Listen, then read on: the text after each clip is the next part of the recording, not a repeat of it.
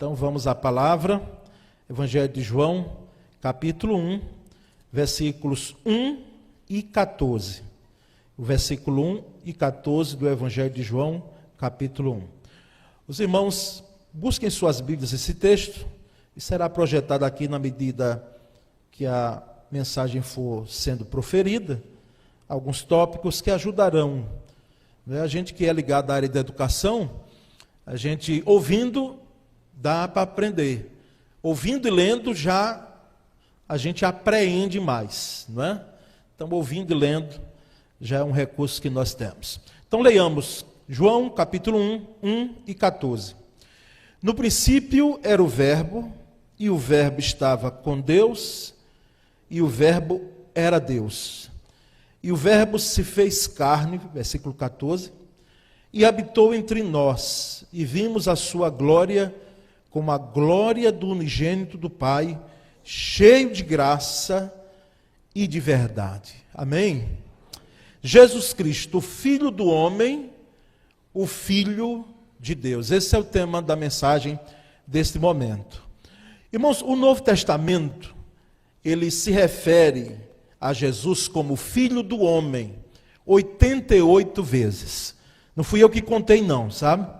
A gente já tem esses recursos, não é? Porque às vezes a gente fala aqui, alguém pode dizer, o pastor contou, que impressionante. Não, isso já teve gente que contou pela gente, não é?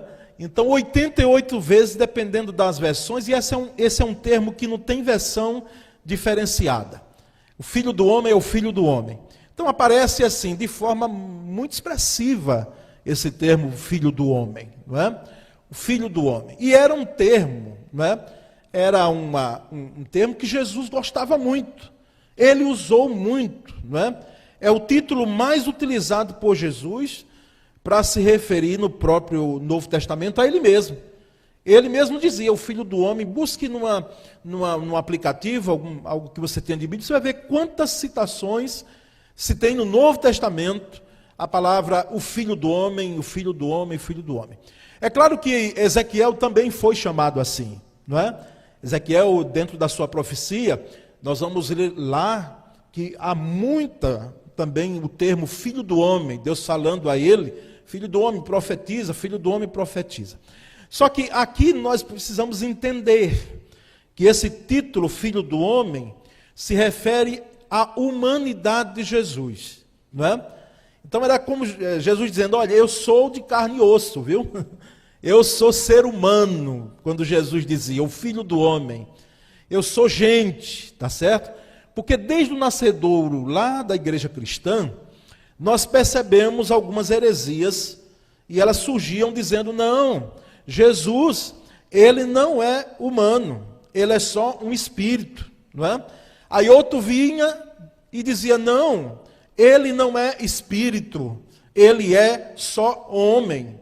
E dentro dessas heresias, então Jesus, já conhecedor disso, ele deixa claro que ele era gente, que ele é ser humano. Então, Filho do homem, se você lia e não entendia talvez essa expressão, Jesus está dizendo que é gente como a gente, 100% homem.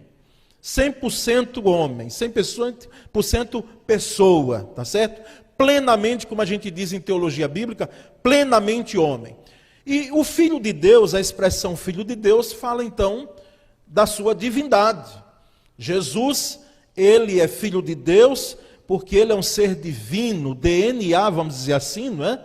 Entre aspas, de Deus, está em Jesus, a mesma essência, está em Jesus e está no Espírito Santo. Assim como os nossos filhos, não é? Eu já ouvi alguém dizendo, isso olha a cara do pai, não é? É a cara da mãe, não é? A gente ouve. Por quê? Porque nós passamos, aliás, não é? E temos as características dos nossos pais, ou até do avô, não é? De algum antepassado.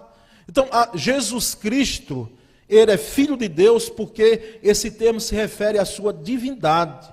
Então, ambos falam das duas naturezas de Jesus, né? A natureza humana, 100% homem, e plenamente também Deus, tá certo? Como é que acontece isso, pastor? Isso você pode atribuir a coisa de Deus, que é chamada milagre, não é? Isso é Deus quem faz, e nós não vamos ter como explicar, não é? Só dentro da onipotência de Deus, o Deus que pode tudo, fazer com que aquele que é Deus, ele desça, se revista de humanidade, aqui passe 33 anos, e ele continua sendo Deus, não é? Assim como na mitologia grega, com os diversos deuses que se tinham, não é? Na mitologia grega, cerca de 20 anos, não é? Aliás, 20 séculos, do século 20 até o século 2, antes de Cristo, os povos antigos já acreditavam nesses deuses, não é? Que se transformavam até e que desciam, às vezes, até aqui à terra. Está muito presente, às vezes, nos desenhos animados, não é? Que faz parte da mitologia grega. Então, mas há entre lá os gregos, ou havia entre os gregos, Zeus. Zeus era o Deus superior, né, a todos os outros. Por isso que Paulo, uma vez andando nesse mundo gentil, nesse mundo greco-romano, ele disse, olha, eu vi um estátua ali ao Deus desconhecido. Tinha tanto Deus que ele não tinha mais como botar, mas Deus do vento, Deus do mar, né, Deus de tudo, então ao Deus desconhecido. Então, Paulo vem dizer, esse Deus desconhecido aí é o Deus criador, é o Deus que vocês devem seguir. Foi esse Deus que enviou Jesus Cristo aqui na terra. Então, irmãos, entendido esses dois termos, tá certo? Filho do homem e filho do Deus. Faz parte da natureza, né, da natureza humana e natureza divina de Jesus. Jesus, ele é plenamente Deus. Como nós percebemos aí em João capítulo 1, versículo 1, que nós lemos. Né? Vale a pena você reler aí. Eu vou pedir que coloquem o material que nós enviamos aí no culto. Né? Não, material. Pode ir lá no grupo que está lá. Ajuda aí alguém lá que está lá. João capítulo 1, versículo 1.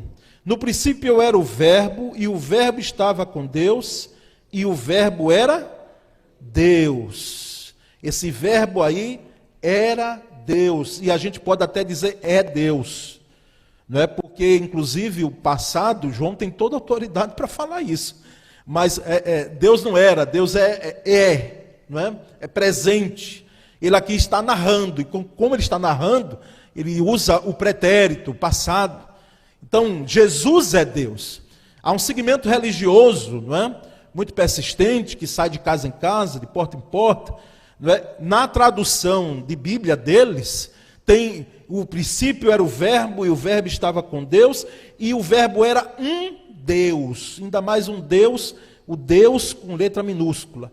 Porque no entendimento desse segmento religioso, Jesus não é Deus. Jesus foi criado, mas Jesus não tem o mesmo poder, não tem a mesma essência do Pai. Então, nós discordamos disso por quê?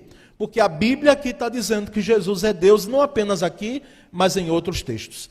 Então ele é plenamente Deus, tá certo? Ele é o Filho de Deus. E Jesus também foi plenamente homem, né? Aqui podemos usar no pretérito, porque ele não é homem hoje de carne e osso. Ele viveu aqui 33 anos. E no versículo 14 está muito claro isso. João 1,14. E o verbo se fez carne e habitou entre nós. E vimos a sua glória como a glória do unigênito do Pai, cheio de graça e de verdade. Então, o verbo se fez carne, se revestiu de carne, de humanidade, né? E habitou entre nós. Então, ele é plenamente homem. Tá certo? Que isso fique claro, irmãos. Porque essas heresias, elas não morreram não, tá certo? É como os neo da vida, não é? Eles só fazem se reformular melhor, e aí vem, e às vezes vem até muito mais perigoso. Então essas heresias não morreram, os ensinamentos falsos não morreram, eles estão muito presentes aqui na era que nós estamos vivendo. Então, a minha pergunta é, pode ir passando os slides, já estou um pouco mais na frente. Que bom que encontraram isso. Um pouquinho antes, quais os aspectos bíblicos e teológicos envoltos na pessoa de Jesus Cristo?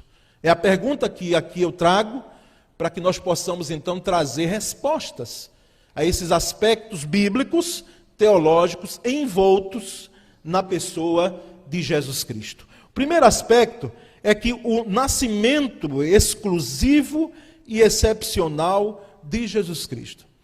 Jesus Cristo, ele teve um nascimento exclusivo. A palavra exclusivo, ela dá margem, aliás, ela dá margem a algo pessoal, algo que só aconteceu com ele. Exclusivo e excepcional, fora do comum, fora daquilo que é o trivial. Então, Jesus Cristo, teve um nascimento dessa forma.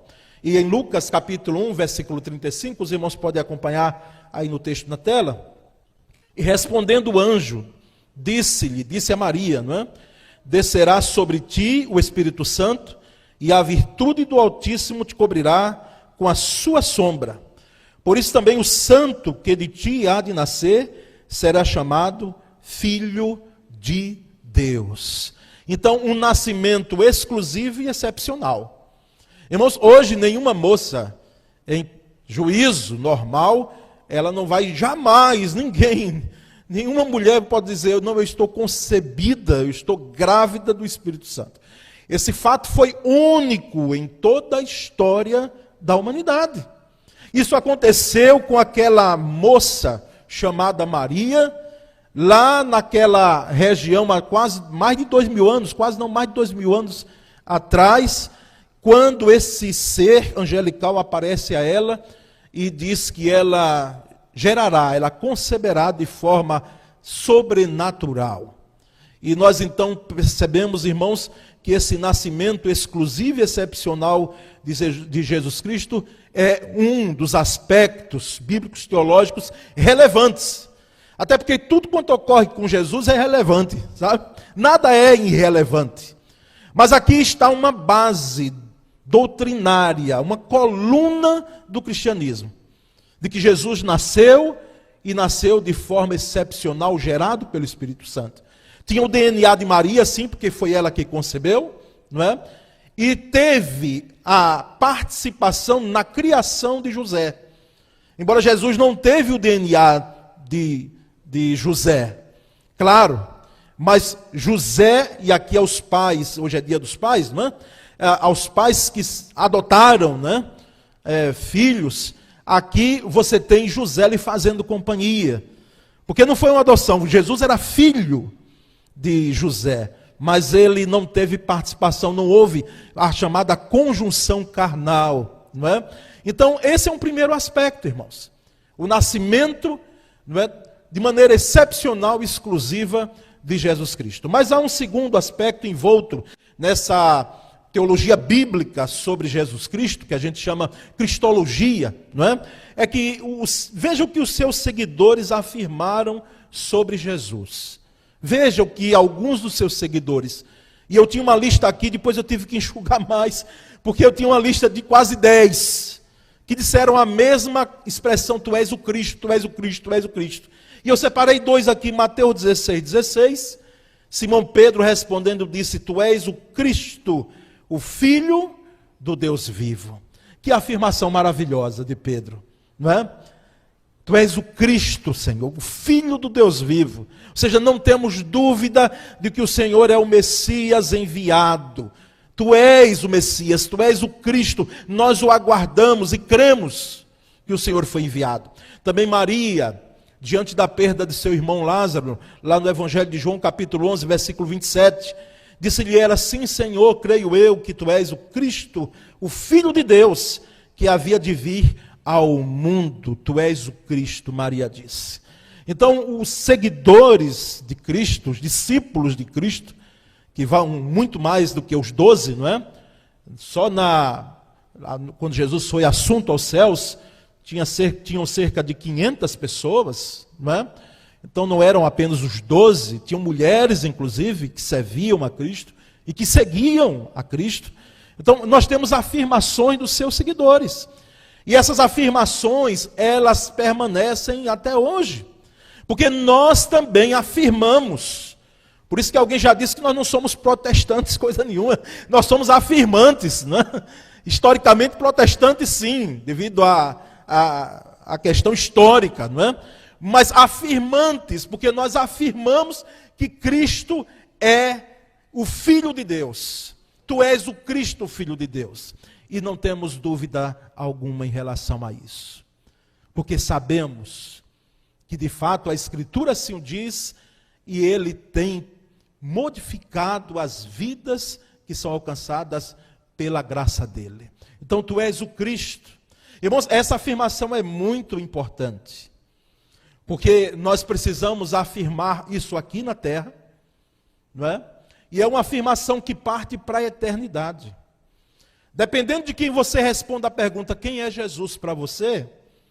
Aí nós temos aí lá na frente, uma afirmação que na realidade nasce aqui, quem é Jesus para você? A sua resposta vai determinar o seu futuro na eternidade.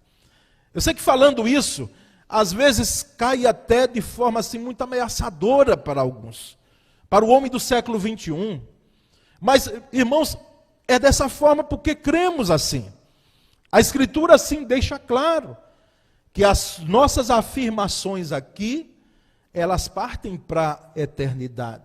Então, se eu digo que Cristo é o meu Senhor aqui na terra, eu tenho, de fato, a garantia dada por Ele, que nenhum líder religioso, e Jesus não foi líder religioso, Jesus não foi alguém bonzinho, Jesus de fato é Deus, plenamente homem, plenamente Deus. Nós sabemos que isso nos dá um passaporte pela graça dele a uma eternidade com Ele. Mas se eu não reconheço, por isso que ele diz claramente lá em Mateus capítulo 10, 32, 33, aquele que me confessar diante dos homens eu confessarei, diante de meu Pai que está no céu, mas aquele que me negar diante dos homens, uma confissão pública, eu negarei diante do meu Pai que está nos céus. Então, irmãos, o que os seus seguidores afirmaram sobre Jesus foi: tu és o Cristo. Tu és o Cristo. Mas há um terceiro aspecto, é que a salvação é por meio de Jesus Cristo. Que é algo básico, né, irmãos? Mas é isso mesmo, irmãos. Quem disse que o Evangelho, ele deve trazer novidade? Ele traz novidade de vida. Mas o Evangelho é o mesmo. A simplicidade do Evangelho que hoje estão querendo inovar. Estão enjoados, certamente, desses aspectos tão básicos do Evangelho, e estão querendo colocar mais coisas ou diminuir. Então, a salvação é por meio de Jesus Cristo. Vejamos esses dois textos. Mateus 18, versículo 11, diz: porque o Filho do Homem veio salvar o que se tinha o quê? Perdido. O Filho do Homem, Jesus, ele veio salvar, ele veio resgatar, ele veio trazer vida eterna ao que se tinha perdido. E a Bíblia diz que todos nós, lá em Isaías, todos nós andávamos desgarrados como ovelhas, cada um se desviava para o seu caminho, mas o Senhor fez cair sobre ele, Jesus, a iniquidade de nós todos. Então esse todos aqui, irmãos, de fato está disponível essa salvação. Não quero dizer que todos serão salvos, porque isso é utopia teológica. Mas não serão salvos, não é porque não foi oferecido. É de graça, é dado. Não foram salvos por causa da dureza dos corações.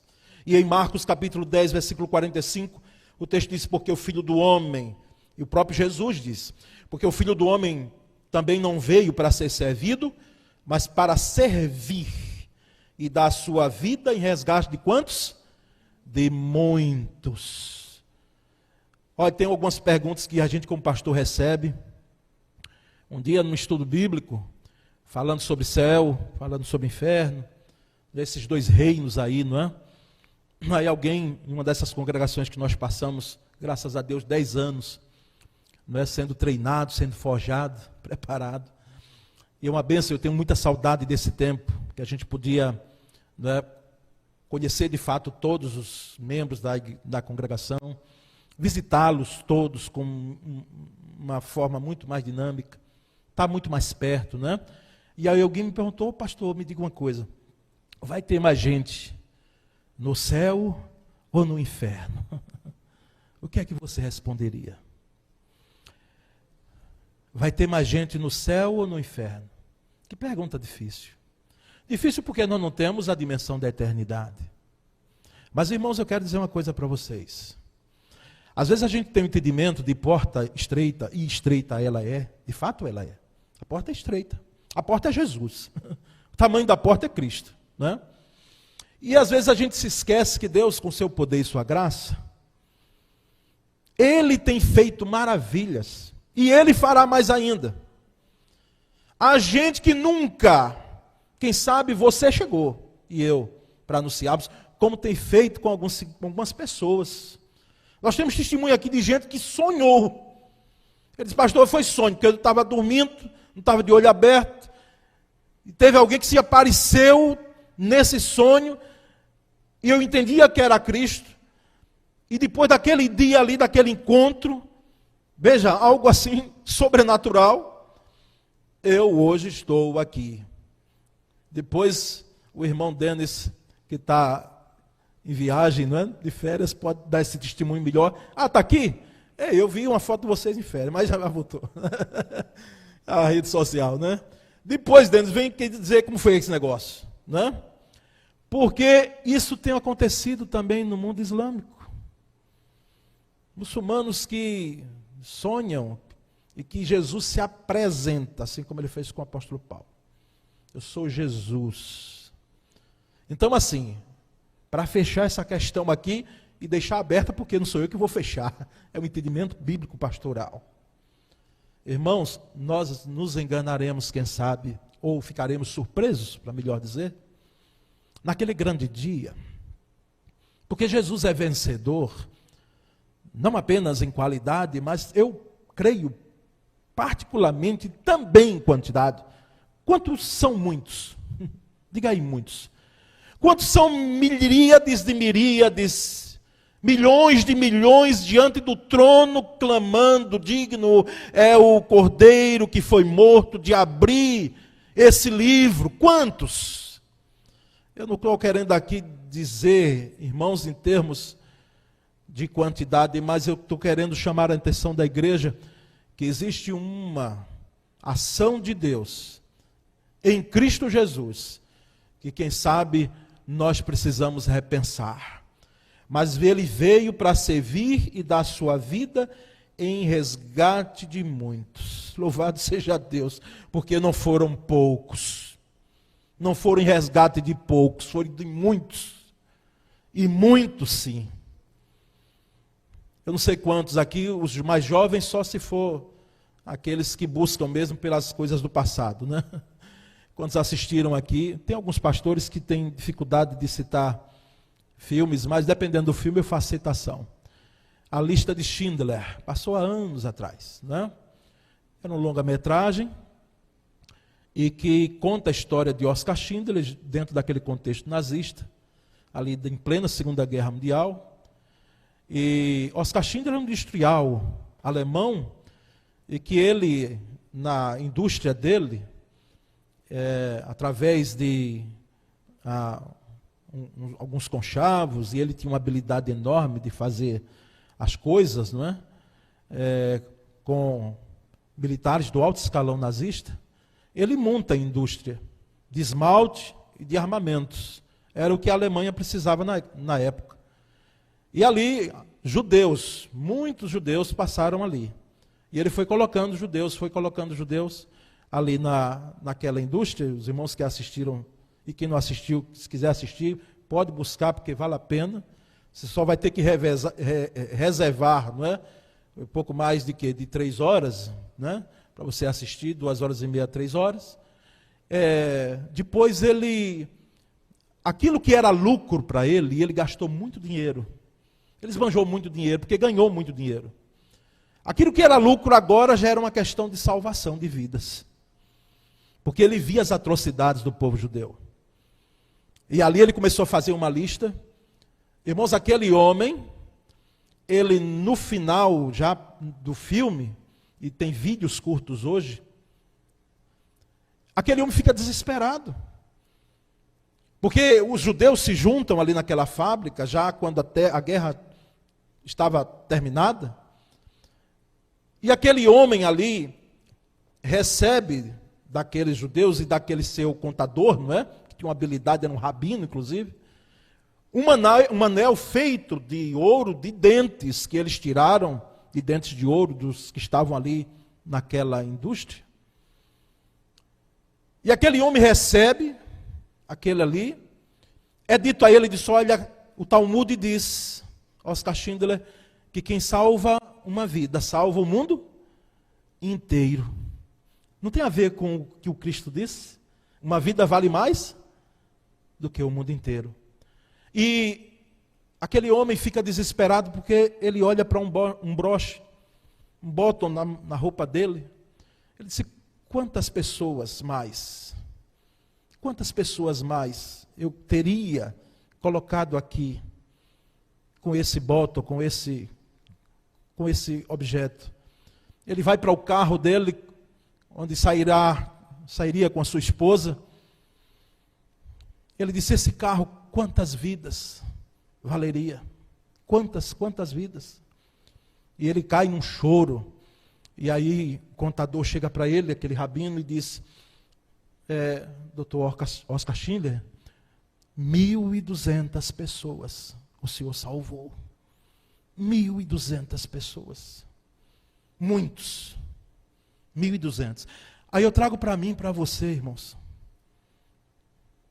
respeitando o fato de Cristo salvar muitos, mas nós somos instrumentos de Deus, pontes de Deus, para que as pessoas cheguem ao conhecimento de Cristo. E eu pergunto a mim e a você, o que é que nós temos feito?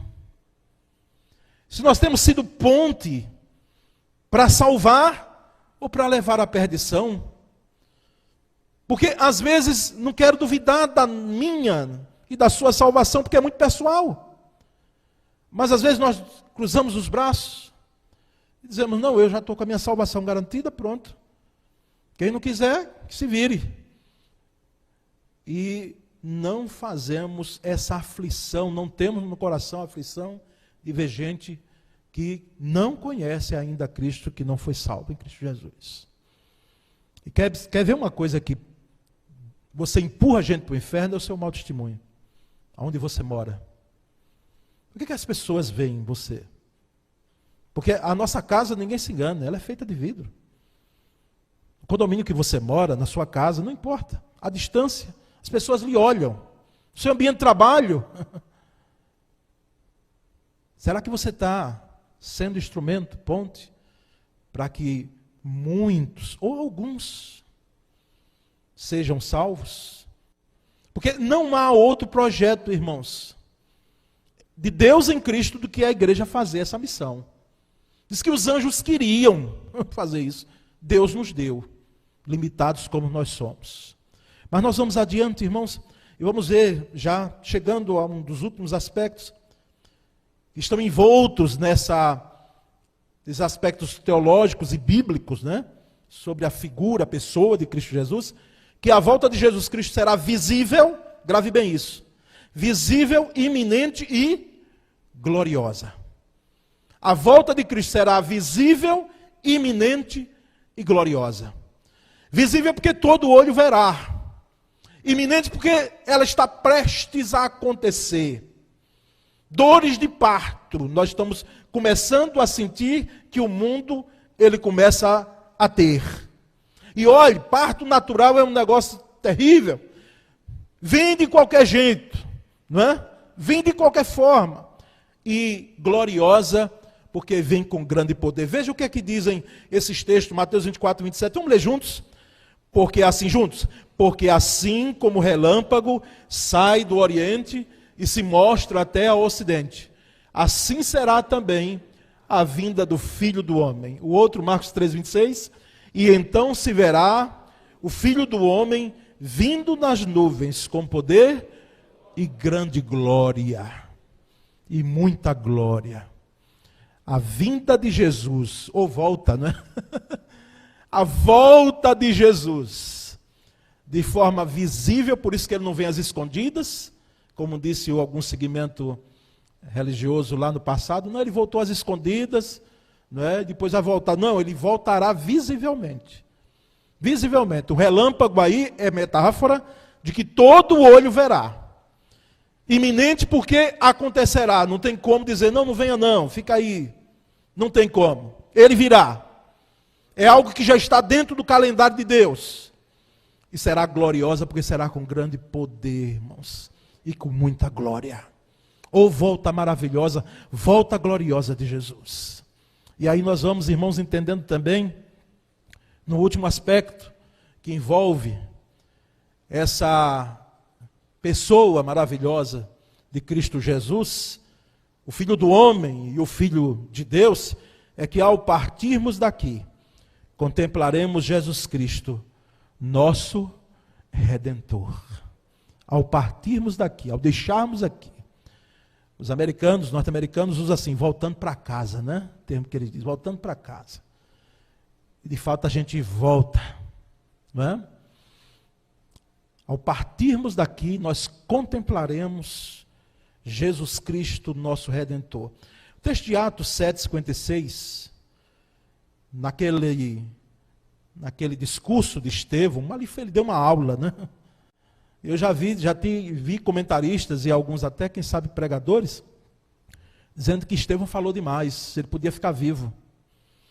E ele deu uma aula ali, pegou lá de trás, do início do povo de Deus e veio até Cristo. Era um diácono na igreja primitiva. E disse Estevão, eis que vejo os céus abertos e o Filho do homem que está em pé à mão direita de Deus. Estevão, antes de ser apedrejado, prestes a ser apedrejado, ele contempla Jesus Cristo em pé. Eu sei que se você vai ler Hebreus, o escritor aos Hebreus diz que Jesus, ele aqui pagou os nossos pecados e ele sentou-se à direita de Deus. E aqui, Estevão vê Jesus em pé, o Filho do homem em pé. E segundo alguns comentaristas, e nós não vamos entrar nos meandros da questão, não é? Alguns comentaristas dizem que Jesus, ele se colocou em pé para receber Estevão. Ele se colocou em pé, propositalmente. Aqui é claro que é uma visão que Estevão tem. Em outro entendimento, Jesus estava em pé porque ele ainda não fez toda a consumação das coisas. Ele ainda há de pegar o livro, como diz lá em Apocalipse. Ele ainda há de voltar para buscar a sua igreja. Então ele se encontra em pé à direita de Deus, reinando ali. Mas o seu ministério, o seu ofício, as suas funções que ele veio para isso, ele ainda está para cumprir. Mas independentemente, irmãos, de ficando em pé para receber Estevão, ou ficando em pé ainda porque não tinha cumprido, não cumpriu aquilo que de fato precisa ser cumprido em relação às Escrituras, o fato é que Estevão contemplou Jesus. Contemplou o rosto de Cristo. Ao partirmos daqui, irmãos, contemplaremos Jesus Cristo, o nosso Redentor. E por isso que lá, eu quero terminar essa mensagem bíblica declamando aqui. O hino 509, verei meu Redentor. Nós o cantamos mais em velório, em sepultamento, e deveríamos cantar muito mais, porque ele é lindo, ele é maravilhoso, ele tem uma letra que expressa uma verdade bíblica. E o hino 509, verei meu Redentor, ele diz, finda a lida terreal, quando já do rio além, nessa vida tão gloriosa me encontrar. Sei que lá meu Redentor finalmente eu hei de ver, e com hinos de louvor hei de o saudar. Ó que elevo divinal o seu rosto a contemplar, desde a aurora desse dia perenal, como então meu coração haverá de o exaltar pela graça e compaixão celestial. Nessa pátria de esplendor hei de amigos encontrar. Meus irmãos em Cristo lá hei de rever. Mas primeiro que os irmãos, quando ali no céu chegar, Meu Jesus é quem eu mais anseio ver. Pelas portas de Sião, com as vestes a brilhar, onde a noite e o pranto nunca chegarão. Lá no lindo céu de luz, há de Cristo me guiar, e muito perto, sim, eu hei de vê-lo então. E o refrão, o coro, repete: hei de ver meu Redentor, redimido junto dele eu hei de estar, hei de ver meu Salvador, os sinais dos cravos hei de contemplar. Louvado seja Deus, porque nós veremos o rosto de Cristo, nós contemplaremos a sua face gloriosa. Por isso, como disse o pensador cristão, o presente do cristianismo, ou para o cristianismo, é o próprio Cristo. Ver Jesus, contemplar Jesus, contemplar o Redentor, é a esperança gloriosa que temos. E Jesus é precioso para todos nós. Precioso Ele é para nós. Amém? Graças a Deus.